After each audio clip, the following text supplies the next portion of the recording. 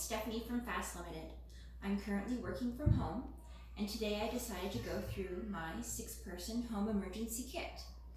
In it, you will find N95 masks, as well as toilet paper if you should require it.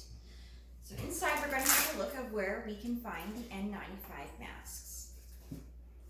I'm going to open up the bag. It's usually the first bag you find. In it is a black garbage bag.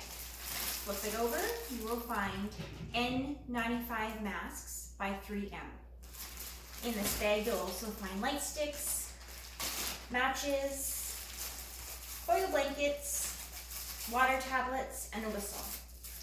But inside mine, I have 6 3M N95 masks.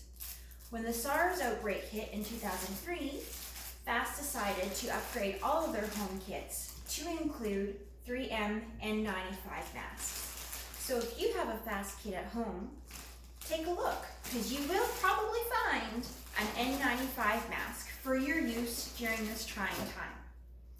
Thank you for watching, and have a great day.